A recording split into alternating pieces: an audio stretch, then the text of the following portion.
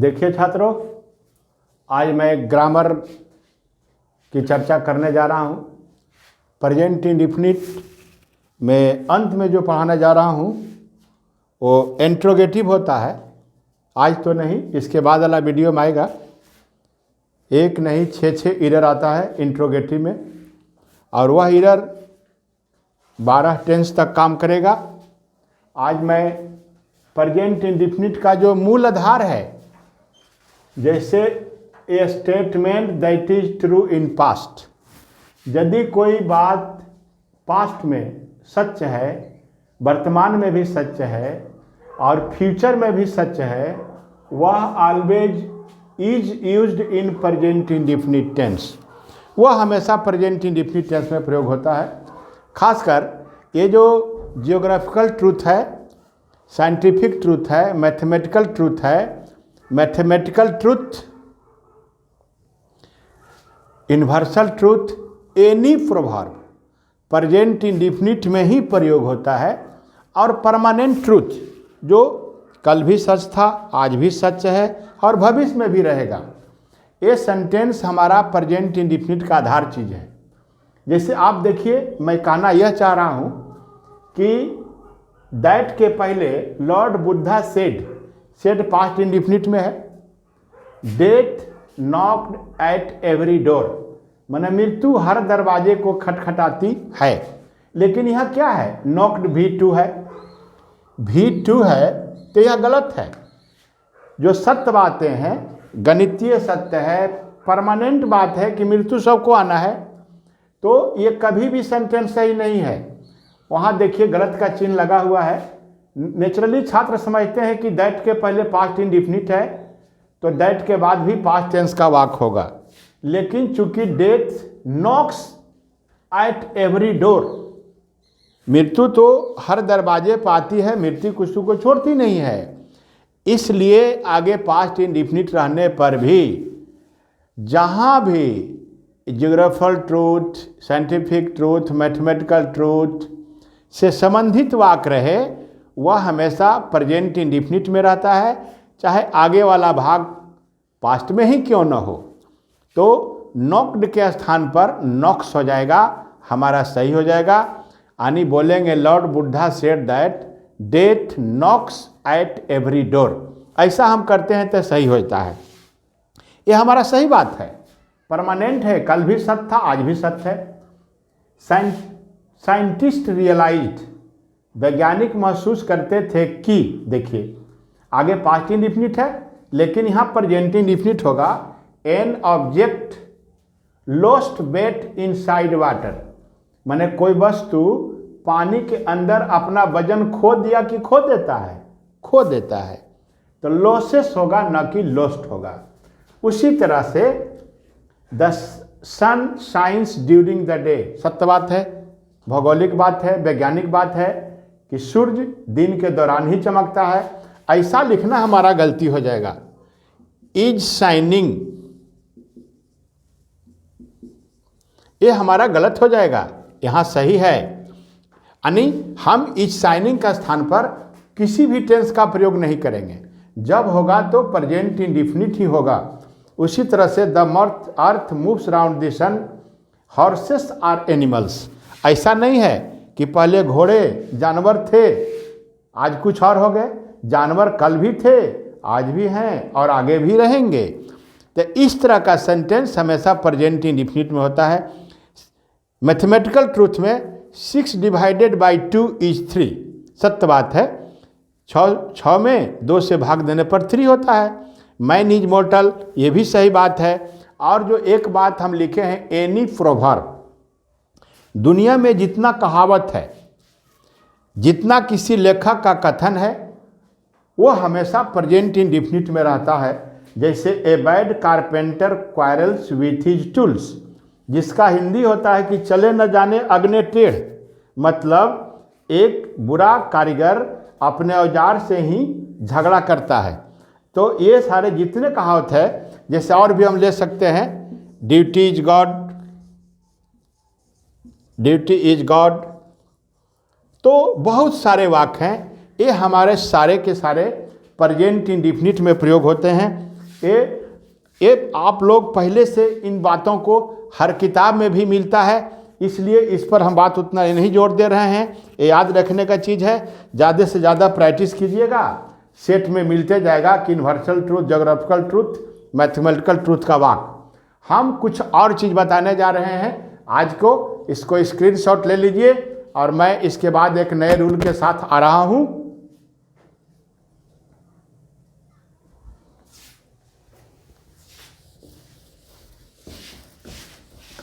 देखिए, अभी बहुत ज़बरदस्त एरर का एक चीज़ आने जा रहा है, आप गौर से बोर्ड पर नज़र गड़ाए रहिए।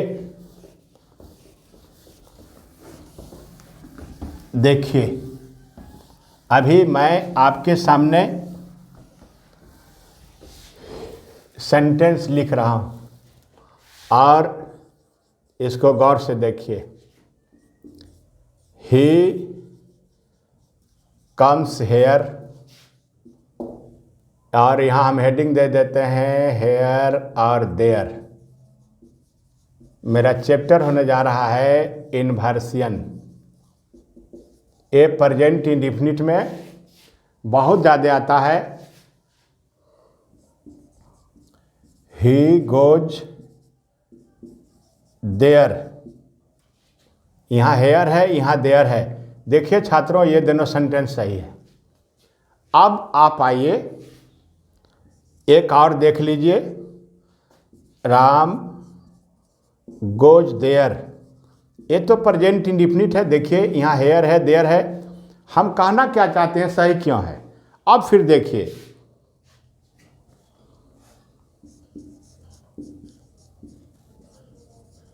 हेयर कम्स राम और एक्सक्लेमेशन का चिन्ह लगा हुआ है। फिर देखिए, हेयर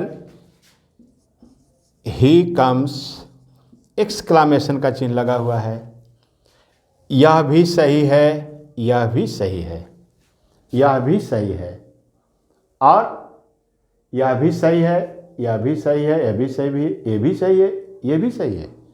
क्या कंडीशन है, क्या समझना है, इसी को हम समझाने जा रहे हैं। तब आपको हम एरर बताएंगे। गौर से समझिए, बहुत ज़्यादा आता है।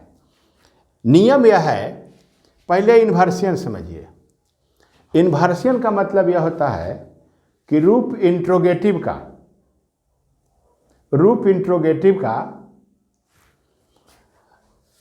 परंतु रूप इंट्रोगेटिव का, लेकिन इंट्रोगेटिव का चिन्ह नहीं लगता है।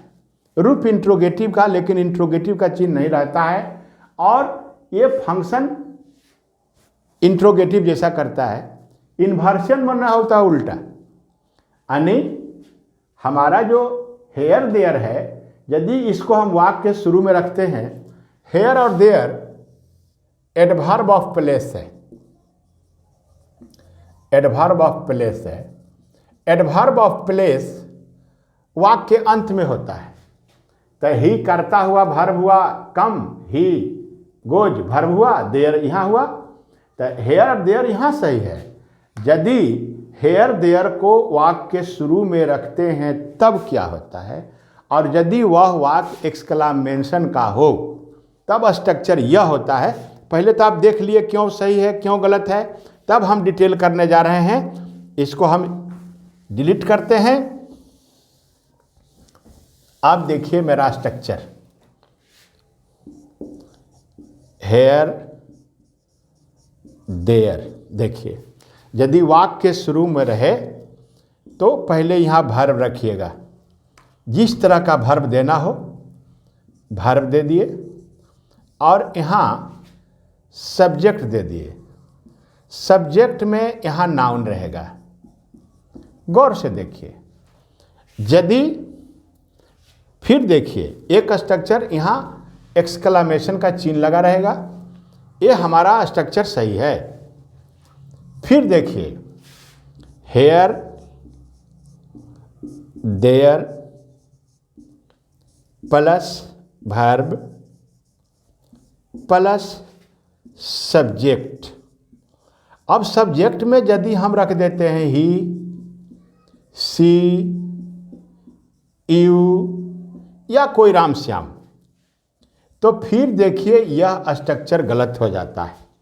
कितना बड़ा अंतर है, इसको समझ गए, एरर एक सॉल्व हो गया। और यहाँ एक्सक्लेमेशन का चिन्ह तो लगा रहेगा। मैं समझाना यह चाहता हूँ कि यदि हेयर देयर वाक्य के शुरू में रहे तो हेयर देयर के ठीक बाद वर्ब आ जाएगा और इसके बाद सब्जेक्ट आएगा। तो ये हमारा स्ट्रक्चर सही है। जैसे हम बोलते हैं देयर गो बॉयज, यहाँ एक्सक्लेमेशन का चिन्ह दे देते हैं, हमारा सेंटेंस सही है। यहाँ हमारा सेंटेंस सही है। यहाँ सब्जेक्ट जो है नाउन है। यदि नाउन रहता है तो अब वर्ब किसके अनुसार हो रहा है? बॉय के अनुसार। बॉयज बहुत है तो गो हो गया। तो ये हमारा स्ट्रक्चर सही है। लेकिन यदि ही सी आई बी यू दे रहता है तो इस स्ट्रक्चर पर हम नहीं रख सकते। इसलिए मैंने लिख करके ऐसा गलत कर दिया है कि सब्जेक्ट में ही सी यू दे रहे तो गलती हो सकता है। तब इसका स्ट्रक्चर क्या सही होगा जरा देख लीजिए। इसका स्ट्रक्चर सही होगा यदि प्रोनाउन हो तो हेयर देयर प्लस अब प्लस में क्या दे देंगे? सब्जेक्ट में दे देंगे ही सी यू दे जो भी रहे और प्लस वर्ब। देखिए कितना टेक्निकल बात है। यदि सब्जेक्ट यहाँ रखते हैं ही सी यू दे तो वर्ब पीछे चला जाता है, और यदि हेयर देयर को आगे रखते हैं और सब्जेक्ट में ही सी रखते हैं तो वर्ब यहाँ चला जाता है। और यदि हेयर देयर को आगे रखते हैं और सब्जेक्ट के रूप में नाउन रखते हैं तो वर्ब यहाँ चला जाता है। कितना कन्फ्यूजिंग है।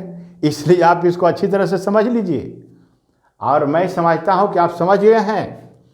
तो हेयर ही कम्स, ये हमारा वाक्य सही हो गया। हेयर ही कम्स सही हो गया। और यदि हम ऐसा लिखते हैं हेयर कम्स ही, तो हमारा वाक्य गलत हो गया। ही के अनुसार कम्स तो ठीक है, लेकिन यह गलत हो गया। इसलिए छात्रों इस बात पर ध्यान देना है कि यदि कर्ता प्रोनाउन हो और हेयर देयर वाक्य के शुरू में हो तो हेयर देयर के बाद सब्जेक्ट के रूप में ही सी आई बी जो प्रोनाउन है उसको रखेंगे, तब वर्ब को रखेंगे। और यदि कर्ता नाउन हो तो पहले हेयर देयर, तब वर्ब, तब सब्जेक्ट। चलिए ये भी आप सीख गए होंगे। एक और चर्चा करता हूं जो बहुत ज़्यादा आता है, गौर से देखिए। ऐसा कोई सेट नहीं जिसमें आता नहीं। सेट बनाने वाले सभी छात्र समझते होंगे इस रूल के बारे में। मैं स्ट्रक्चर देता हूं, यह दो ढंग से हर कंपटीशन में पूछते रहता है। देखिए जरा गौर से।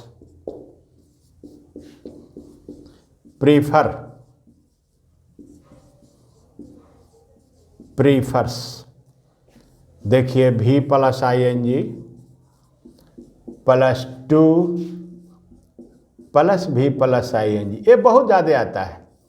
यदि यहाँ वर्ब रहेगा ING लगेगा, यदि यहाँ वर्ब रहेगा तो ING लगेगा। अब प्रीफर के बाद टू लगना है। देखिए टू लग गया। अब प्रीफर का माने होता है से अधिक पसंद करना। छात्रों यह स्ट्रक्चर इतना आता है कि मैं कह नहीं सकता हूँ। हर परीक्षा में इसको रिपीट करते रहता है। इसको देखिए दो ढंग से कैसे होता है। पहला बात कि प्रीफर का प्रयोग प्रेजेंट इम्परफेक्ट में नहीं होता है, प्रेजेंट इंडेफिनिट में होगा, प्रेजेंट इम्परफेक्ट में नहीं होगा। जरा मैं एक हिंदी देता हूँ। वह खेलने से अधिक दौड़ना पसंद करता है। ठीक है, ये तो हमारा प्रेजेंट इंडिफिनिट है, तो यह हिंदी हुआ। अब हम क्या करेंगे, पहले ही रख देंगे। अब प्रीफर्स हो गया। अब देखिए प्रीफर के बाद यहाँ खेलने और दौड़ने में तुलना हो रहा है, तो ही प्रीफर्स रनिंग टू प्लेइंग। यदि छात्रों हम थोड़ा भी मिस्टेक करते हैं तो हमारा वहाँ गलती हो जाएगा।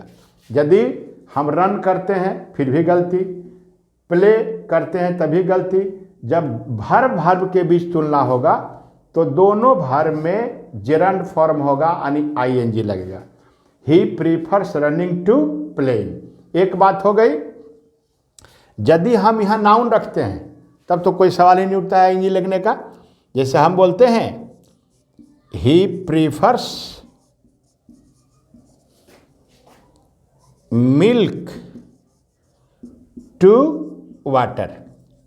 इसका मतलब हुआ कि वह पानी से अधिक मिल्क को पसंद करता है। ये तो हमारा पहला स्ट्रक्चर हुआ। यानी ये कंडीशन ये रखना है कि प्रीफर में टू लगेगा, लगा तो लगा। ई V1 नहीं होगा, ई V1 नहीं होगा, ई V2 नहीं होगा, ई V2 नहीं होगा। जब होगा तो जेरंड फॉर्म आईएनजी लगेगा। खैर ये तो एक स्ट्रक्चर है। जरा दूसरा देखिए, इसका और भी आई है।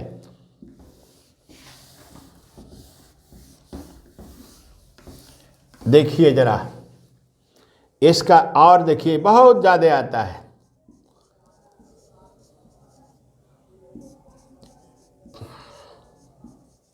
देखिए अभी हम टू लगा दिए। इस स्ट्रक्चर को देखिए, यहाँ वर्ब में आईएनजी है तब टू है, और इसमें प्रीफर के ठीक बाद टू आ गया। यदि प्रीफर के बाद ठीक टू आ जाता है तो क्या करना है, यहाँ हम V1 दे देंगे और तब यहाँ रेदर देन दे देंगे। यही हमको याद रखना है। रेदर देन दे देंगे फिर V1 दे देंगे। अब देखिए गौर से, ये आराम से हमने मिला दिया और यहाँ भी मिला दिए। देखिए दोनों तरफ प्रीफर के बाद ठीक टू यदि लगा देते हैं तब प्रीफर के बाद रेदर देन लगा रहे हैं, और रेदर देन लगा रहे हैं तो ऐसा दोनों एरर का स्ट्रक्चर है कि कई तरह से गलतियां देता है। कभी तो रेदर में देन छोड़ देता है, कभी देन के साथ रेदर छोड़ देता है, कभी V1 का स्थान पर V2 कर देता है, और कभी ये जो देन के बाद V1 है यहाँ टू लगा देता है। तो ये सारे कंडीशन को हम देख के चलेंगे। अब देखिए हम यहीं एक वाक्य लिखते हैं। He prefers to run rather than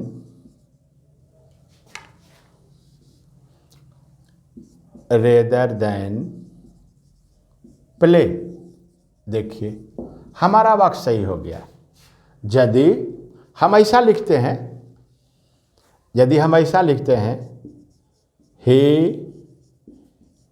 prefers to run rather than to play, हमारा वाक्य हो गया गलत। अब देखिए ये स्ट्रक्चर याद रखने का चीज़ है। प्रीफर के बाद यदि टू लगाते हैं तो रेदर देन लगना है, रेदर देन के बाद टू नहीं लगना है। कभी रेदर के साथ देन छोड़ देगा, कभी देन के साथ रेदर छोड़ देगा, इसलिए गलत है। दूसरा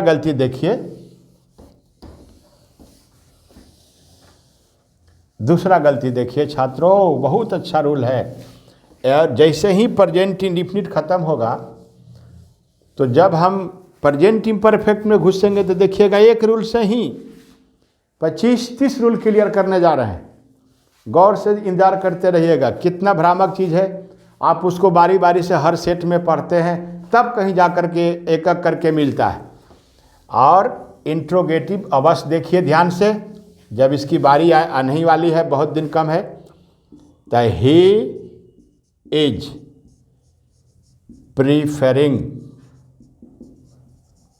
to run rather than play. यह सेंटेंस ही गलत है। क्यों? कि प्रीफरिंग का प्रयोग इम्परफेक्ट में नहीं होता है। इज प्रीफरिंग का प्रयोग प्रेजेंट इम्परफेक्ट में नहीं होता है। इसका शुद्ध हो जाएगा प्रीफर्स। देखिए ये सही हो गया। तो प्रीफर का प्रयोग प्रेजेंट इम्परफेक्ट में नहीं होता है। ये बहुत ही अच्छी बात हुई, आप समझ गए होंगे। एक और सेंटेंस में दे देता हूं।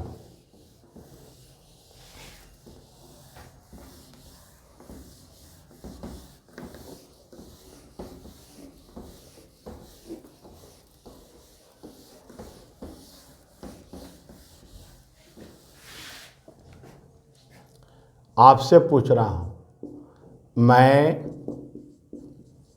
बोलने से अधिक कहना पसंद करता हूं। बनाइए तो छात्रों, जरूर बनाइएगा आप लोग। पहला विधि से बना रहे हैं। आई प्रीफर कहना, सेइंग टू स्पीकिंग। देखिए एक तरीका हो गया इसी को लिखने का, सही है। इसी को फिर दूसरे ढंग से लिख देते हैं। आई प्रीफर टू से रेदर देन स्पीक। देखिए छात्रों, यही दो ढंग है। और तीसरा ढंग इसका क्या गलती क्या होगा? I am preferring to saying, I am preferring saying to speaking. ये हमारा वाक्य गलत हो गया, क्योंकि इसका प्रयोग इम्परफेक्ट में नहीं होता है। किसका? प्रीफर का। प्रीफर का नहीं होता है, इम्परफेक्ट टेंस में नहीं होता है। तो चलिए, इसमें बहुत सा अच्छा एरर आप सीख चुके हैं।